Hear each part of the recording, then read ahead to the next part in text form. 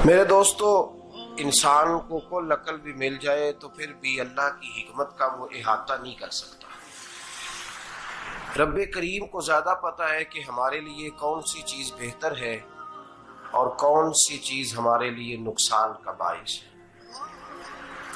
अल्लाह तबारक व तआला की हिकमत ये चाहती है कि मेरे बंदे परेशान ना हो।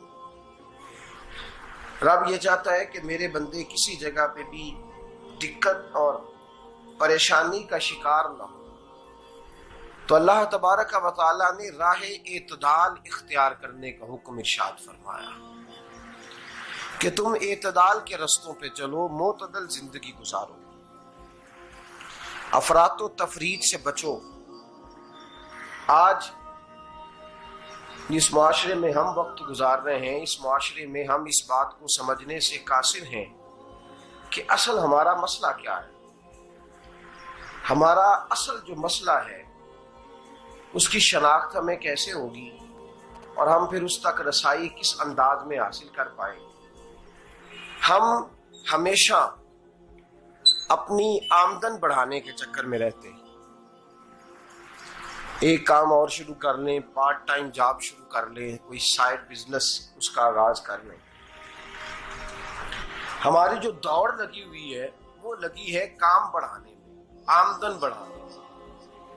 हालांकि इस्लाम हमें ये कहता है कि तू आमदन बढ़ाने के चक्कर में ना पड़। असल बात यह है कि तू अपने खर्चे कंट्रोल कर।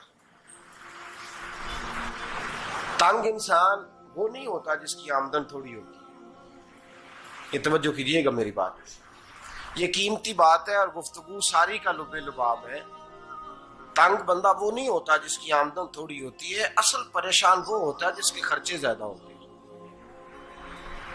और हमारा जो रोजमर्रा का नुकसान हो रहा है ना, वो आमदन के मामलात में नहीं हो रहा।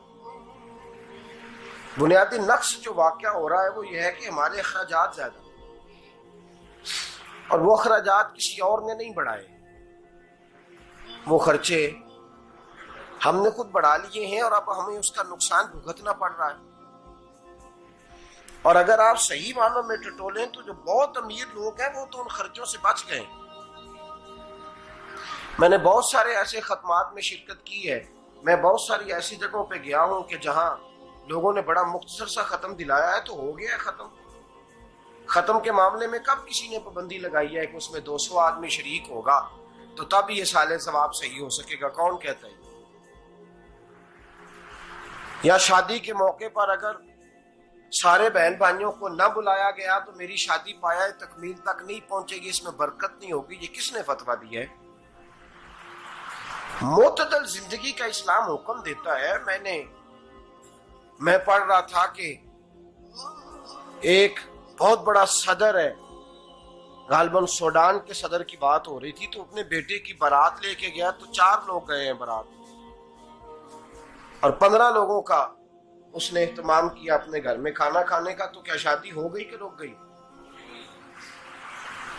तो भाई राग अलापना इस बात का कि बड़ी परेशानी है, कोई साइड बिजनेस शुरू किया जाए फलान जगह फलान जगह फलान जगह। तो असल मामला ये है कि पहले एक बंदा कमाता है तो फिर भी घर ही चलता है, फिर बड़ा बेटा साथ शामिल होता है तो फिर भी घर ही चलता है, फिर मंझला बेटा शामिल होता है तो फिर भी घर ही चलता है। जो रोना दादाजी रोया करते थे कि बड़ी मुसीबत है, बड़ी मुश्किल है, गाँव में रह अकेले होते थे और वो 5 बच्चों को और 4 बच्चियों को वो पालते थे। तो जो वहां परेशानी थी वही आज परेशानी शहर में आकर पढ़ लिख कर मोटी तनख्वाह लेकर वही परेशानी हमें है। तो मैं जिस नतीजे पे पहुंचा हूं इसको पढ़ के, कुरान मजीद की चंद आयात को देखकर और इस मफहूम की जो हदीसें कुतुब हदीस में पाई जाती हैं और हमारे बुजुर्गों ने हमें जो मिजाज इस हवाले से दिया है, मैं इस नतीजे पे पहुंचा हूं कि मसला आमदन का नहीं, मसला खर्चे का है। हमारे खर्चे बुनियादी तौर पर ज्यादा, और अगर फिर हम ज्यादा बोझ खवातीन पे डालते हैं कि वो मुतालबे ज्यादा करती हैं। और अगर आप मुझसे पूछें तो खवातीन की भी अगर किसी जगह कोई आदत खराब होती है तो उसमें असल किरदार उसका होता है जो वो आदत खराब तो क्यों अपने गले से उतार के आप किसी के गले में बात डालने के चक्कर में हैं? वो खवातीन की तबीयत नहीं ऐसी है। असल बात यह है कि हमने आदत डाली है, हमने ये मिजाज उनको दिया तो उनका बना है, न कैसे बन सकता। तो एतदाल जब तक जिंदगी में नहीं होता, पानी प्यास बुझाता है, लेकिन एक गिलास ही हो तो प्यास बुझाता है। बाल्टी को मुंह को लगाएगा तो कपड़े भिगो देगा उसके। हालांकि पानी बुरी चीज का नाम नेमत है ना, बहुत बड़ी अल्लाह की, लेकिन प्याले में ही अच्छा लगता है। कोई मटका मुंह को लगाएगा तो तंग होगा, प्याला ही बेहतर है उसके लिए।